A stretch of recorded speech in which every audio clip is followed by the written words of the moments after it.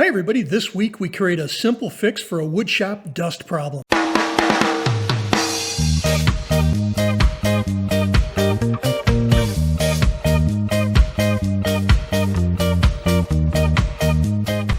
I've got a room in my basement that I just converted into a woodshop, and I've got heat, which is awesome, but the cold air return would just fill my furnace ducts with tons of dust.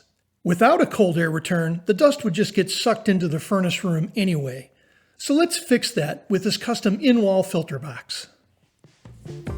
In thinking about a design, we need to cover two in-wall return ducts with a total opening of 29.5 inches. And it looks like we can design a filter box about 32 inches wide that'll cover both of those ducts. The challenge is in finding a ready-made furnace filter that exactly fits that small opening. We did find that a 20 by 30 inch filter is pretty common, so the design was based on that.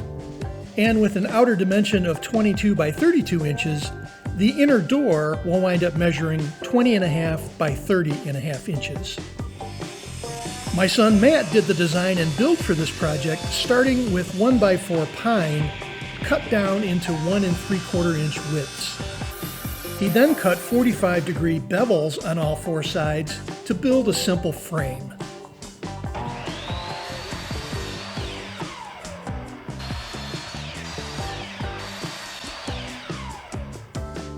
After the initial cuts, he verified that the standard filter size would fit tightly in the frame.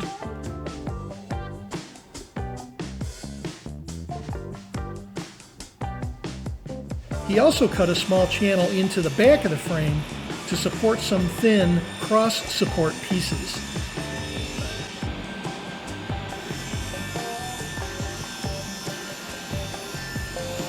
We had some 1/8 inch red oak stock in the shop, so he cut those into small strips. Ultimately, after these strips get nailed in, they will help strengthen the frame.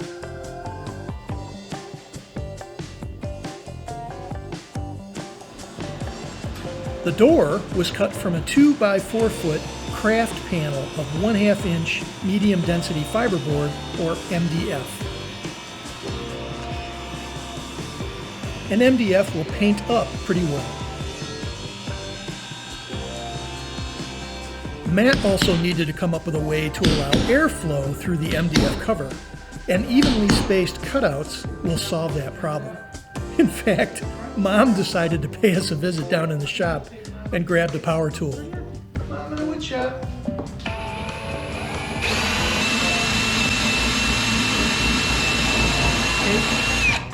Good. Yay! I am a woman. I can use power tools.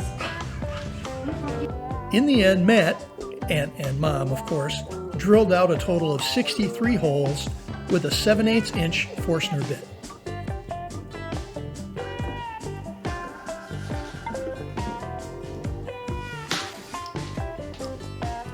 End grain pine isn't a great glue-up option, so Matt tacked the corners in with 2-inch brad nails and then nailed in the oak cross supports in the middle and at the corners.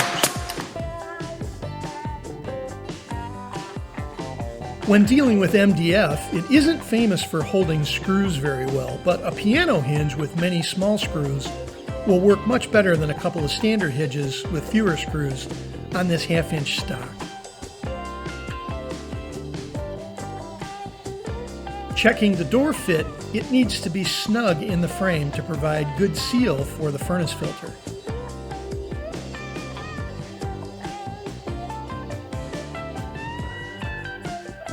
Matt also found some inexpensive magnet latches at our local hardware store for a couple of bucks. The small steel plates will install at the top of the MDF door, and the magnets will attach on the inside of the pine outer frame.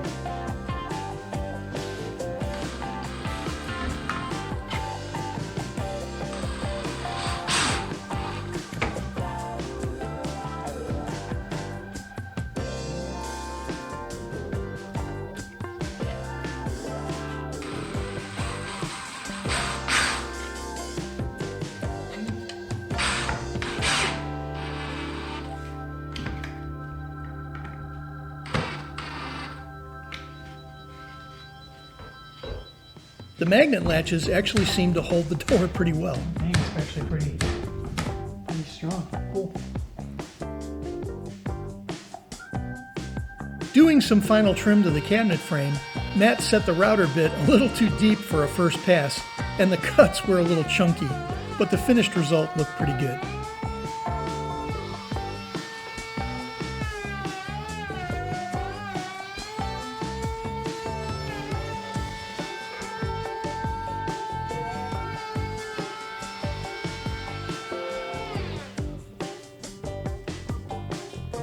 Now for a final test fit into the wall, and it looks to be pretty tight against the door trim and against the wall. The 20 by 30 filter will fit easily into the frame, completely covering the cold air return ducts, though the filter is definitely oversized.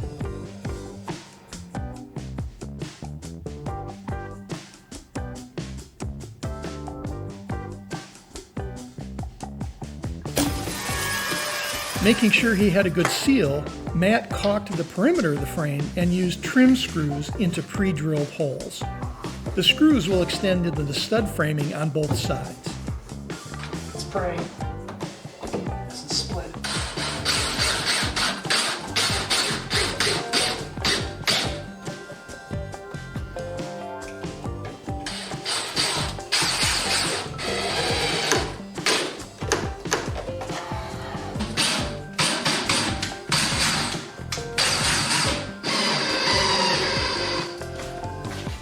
So while the 20 by 30 filter seems to be overkill, we liked it because it was a common size that we can actually buy anywhere.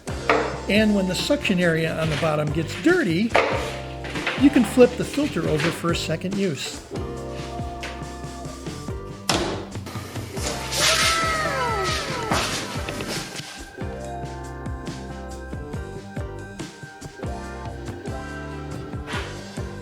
Even though we use a 1-micron filter for our sanding and cutting tools, and we have a secondary dust collection system for our table and band saws, you can't completely get rid of that fine dust that floats everywhere in the shop and ultimately gets sucked into your furnace.